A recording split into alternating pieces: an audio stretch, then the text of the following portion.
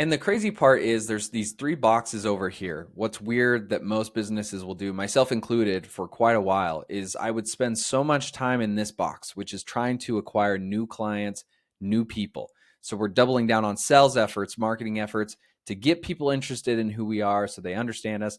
And maybe that first step is just joining our newsletter. Like we spend so much time there. We're almost obsessed with like new people finding out about who we are. It almost becomes like a kind of like likes when you post on social media, like likes and comments. Yeah, they're cool, they're great, but does it really lead to a sale? That's kind of the question you're asking yourself. A lot of times, no, it's just somebody liked and commented. Same situation here. Somebody's interested, cool, they joined. Doesn't necessarily mean that they're going to buy from you ever, right? We have to work them down this funnel. So when someone gets to this want to buy, that's why this system we're about to review is so important. We want to make sure this is automated. It takes out the work for your managers as well as your sales reps so that they can just do what they do, which is talking to the client, keeping them on board, making them feel good, warm, and fuzzy about whatever you guys sell versus trying to do all this admin work that's going to slow down the process and potentially lose that deal for you. The last thing I would point out before we jump into this video is this little group here is so small and it ebbs and flows. So you always have this like funnel that you're looking at of people that are interested in buying the product or service you sell. Most of the time, they ebb and flow out of this wanting to buy. So take for an example, Friday shows up, their boss hits them up, hey, we really need a solution to XYZ. They spend 20 minutes Googling, they're super interested. They have the approval on the budget. They just want to get this solved. They're in this want to buy phase. They contact you, you don't answer, or you don't get them the proposal that day. Monday comes around, it's the weekend. The boss isn't really on fire about it anymore. They kind of lose interest, and now they're ebbing back out of the want to buy more into maybe just interested, right? So that window, when someone's raising their hand saying, hey, please help me solve this problem, that's like something that you want to capture immediately. And that's why it's so important to get these proposals over as soon as possible. I know for my business, what we do is anytime I get on the phone and someone says, yes, send me a proposal, I'm sending that thing as soon as possible after that call, because the quicker I can get that into their hands to review, the higher chance I have to capitalize on that feeling they have of, okay, we're in pain. We want to solve this problem. Let's get this done. So what we're going to review in this video, of course, is this diagram that you have in front of me. This is the system to make this easier and automate a bunch of those steps so that this can go by a lot quicker for your sales reps and your sales managers. And then number two, we'll talk about how you can tailor this if you're smaller or if you're bigger to make this more complex or more simple.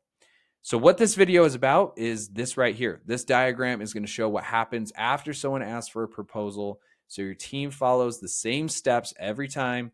Nothing gets forgotten and more deals turn into money for your business. So let's jump into this diagram and explain it. Up top here, we have your lead or the person you're talking to. I'm going to zoom in so we can see this better. They're going to request some type of proposal from you or a contract. What we want to do first is create that proposal. If you are maybe on that fence of using a tool outside of Salesforce, I know a lot of smaller businesses will do this for cutting costs. So you'll use maybe something like agree.com or PandaDoc, or maybe you do use DocuSign. Okay, well, the next step up is you want to integrate this tool to Salesforce. There's literally going to be a button in Salesforce that says generate proposal or generate contract, whatever you want to call it. And when they click that button, it allows your sales reps to not have to leave Salesforce. So they stay there and then they actually just generate that. And what will happen that's even cooler, after they sign it, after they send it, it automatically attaches all the PDF stuff you want when they signed. If they've signed, if they've looked at it, all that kind of notification stuff as well will show up right there for you in Salesforce. So this really helps save some time and money. If we break this down, what usually happens if you do a third-party tool and it's not in Salesforce, that means they have to leave Salesforce. They go to the other tool that you use. They maybe go and grab a template, draft it up, do it all on their own. There's usually not automation over there that has it ready to go. They input all the stuff. They put in all the client details. They send it out. After they send it, they download that PDF. They come back to Salesforce, attach it to the opportunity, and then they have to manually monitor every single step to see if people are actually looking at it, signing it. They may not even have that notification on the tool that you use. So they're sending out emails and trying to figure this stuff out. So it gets really messy and it's just a lot of extra admin time that again takes away from this step here where that momentum can get lost and you missed the window. Now you got to convince them to get back into that window. So we want to make this step fast and easy. Quick way to do that is something like a DocuSign and integrating that to Salesforce. There's a couple options there, but that's a really, really common one. All right, so after we do that, we want to send that obviously out to the lead, pretty straightforward. And then we want to update the opportunity stage. There's usually a stage that you guys have outlined on your opportunity or your deal inside of Salesforce. We want to automatically update that to say, hey, we sent out a proposal. So automatically update this stage to say that we're in that deal stage. Usually people just call it proposal sent or waiting on client or contract sent, something like that, to let us know, hey, we sent something out. We're just waiting to hear back now. We want to do that. That's going to help your sales team, as well as managers and CEOs and C-suite people, understand where deals are sitting. We want to know that so that we can see how close we are to hitting quota. We also want to know that for forecasting. How long does stuff stay in a certain deal stage before it gets moved and people get back to us? Which is why on this step, we're going to record that stage entry date. So as soon as I send out this proposal, stamp it with today's date, and then we can track how long it's going to sit in there before we get it to, say, close won or close lost, like they signed the deal or they didn't sign the deal. So again, this is going to help your company understand, hey, what's going on? Why does this take a month for somebody to look at our proposal and then get back to us and say yay or nay? Like, is it too much jargon in there? Are we not making it clear enough? Do we not follow up enough times? But if we don't track these two things, it's really hard to understand that this might be one of your holdups. So that's why we're going to do that. The next stage down, we want to update the close expected date. What this helps us, again, understand with forecasting with managers. Okay, we sent this out. Now, how long do we expect this to sit here before they come back and they say yes or no? And that might be different for each proposal you sent out. A lot of the times this is pretty templatized, though. Most of the time your business has it pretty nailed down. Hey, once we send this out, we usually expect it to be like a week. And in the beginning, you can definitely ballpark stuff, and then we can always change this a little bit later. The idea here is that we auto update this so that your managers, all of them, are aware of this, and it's less burden on the sales rep to remember to go do this thing. We just want that sales rep to really just be talking to the person and not really having to sit here and do a bunch of stuff in Salesforce. So that's why we're going to auto update this. Afterwards, we're going to schedule some follow-up actions. So this means after we send the proposal, what are the things that your company wants your sales rep to do to follow up on that deal? That might be sending out some additional information about competitors. Maybe it's some additional info about pricing, or following up on like a discount that you're running right now, or some of the pain points that they talked about during the discovery call. Whatever it might be, you probably have an idea to say, hey, when we send out this proposal, these are the things that we typically do to move it across the line. I know for our business, once we send out that proposal, I'm usually going to have to follow up with another email or two.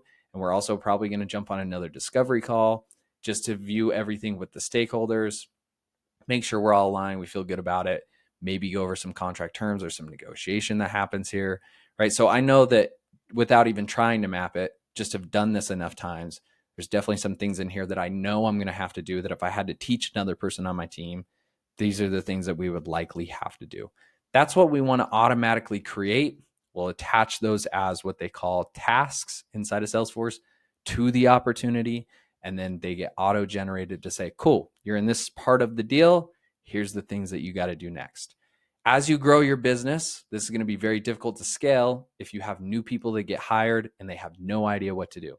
They're not going to know what to do. So what they do is they reach out to other sales reps or other managers and take up their time and continually ask, what is it that I do at this stage of the deal? They're also going to be super inconsistent with it because depending on who they talk to, someone might forget a step, someone might add a step. So you just want to map this out and make it easy and not make it reliant on a certain person being there to give them this information. They just should be able to look in there and know, hey, this is what I got to do. 1, 2, 3, 4.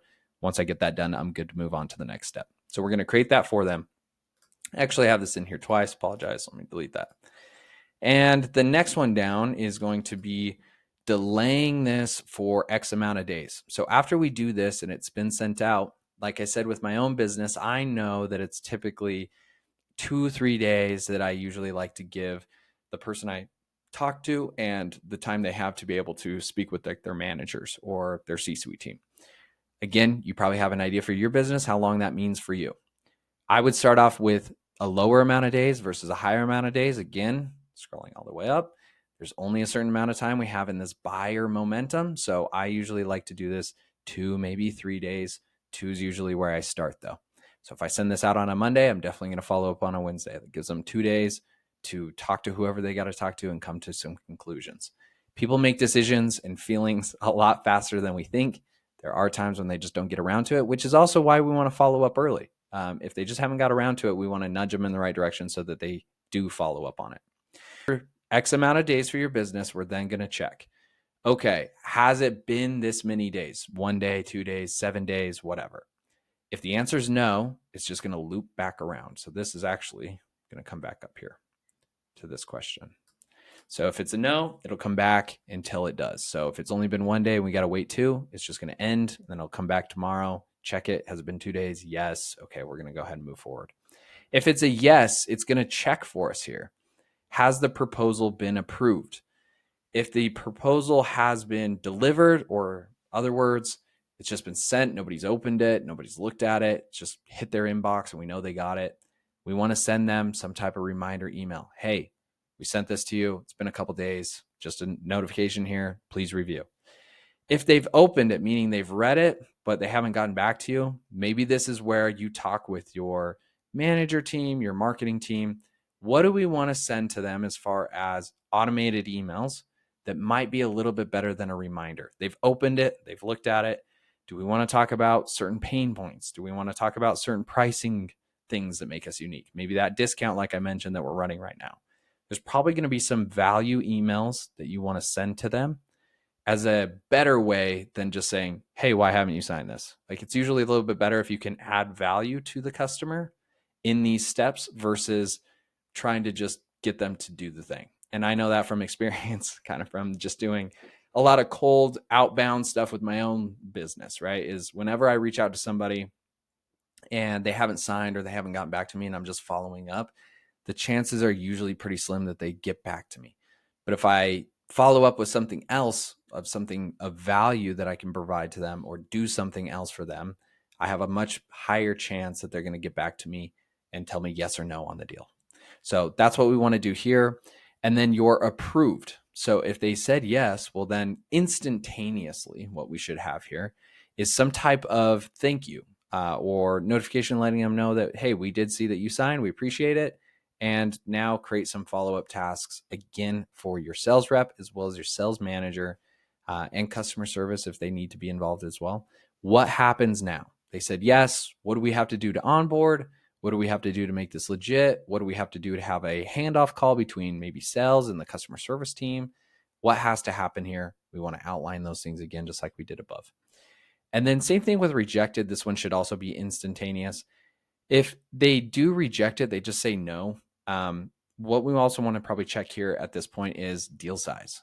Deal size meaning, is this a big or small business or deal for you? And I'm just going to actually relabel these instead of saying a certain amount so you don't feel like it has to be one way or the other. Just big or small, whatever that means to you. So if it's a big deal, then we probably want to notify the sales rep as well as the sales manager so that we can hopefully get them back on board to either negotiate harder or figure out what kind of compromise we can make to still get this deal done. If it's small, usually not worth the time to always pull in the sales manager. You probably just give the sales rep a notification and then they can reach out and try to do their best to start that negotiation process. So this is exactly how we would go from here's a proposal that we requested all the way through to trying to get that proposal signed that will make this a lot easier for your business. Now, what I always say in these videos is the reason I'm making these is every business is really just comprised of a bunch of systems. So if you don't have systems within your business, that's what makes it really hard for you to grow and hit that next revenue goal. When I go and look at the clients that I feel like do really well versus the clients that we've worked with that don't do very well, the difference is always that they're putting a lot more effort into crafting and building out these systems that can work without them. The businesses that struggle to grow and scale, it's usually due to the fact that you don't have systems. You rely on certain people to do certain things for you. So in this situation, you probably are following some type of system, but it relies on Greg at your business, right? Greg is the guy that always handles all the closes. So anytime there's a deal that's ready to close, we got to rely on Greg. And maybe in your words, Greg works his magic and he does his stuff. Well, Greg is likely following some type of outline in his head that works. He's just looking at a pattern, which is a system. It works. This is how I do it. And he does that thing. But he hasn't told the business, or he hasn't outlined that to the business to tell you what works best and what doesn't work best. What you want to do is you want to take that out of Greg's head, put it on a piece of paper like this, and then outline it so that you can follow that all of your sales reps to have a better close rate and more efficient follow-up process to get the proposal signed.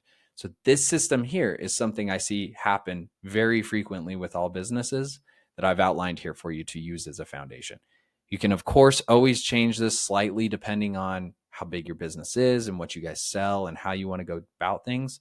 But the general premise of this is to give you an idea of some of the steps that should be taking place when you are looking to get the proposal signed. Okay, cool. So if this seems interesting to you, I did supply a link in the description. You can click that. It'll send you over to see if we are a good fit with you guys. If we are, we'd love to come in and talk to you personally about your business, figure out if this system is good to go the way it is, or if we can tailor it slightly to make it work better for you. If that seems interesting to you, hit the link in the description below, and then you can get sent over to a call where we can figure that out. Appreciate it. Look forward to working with you guys.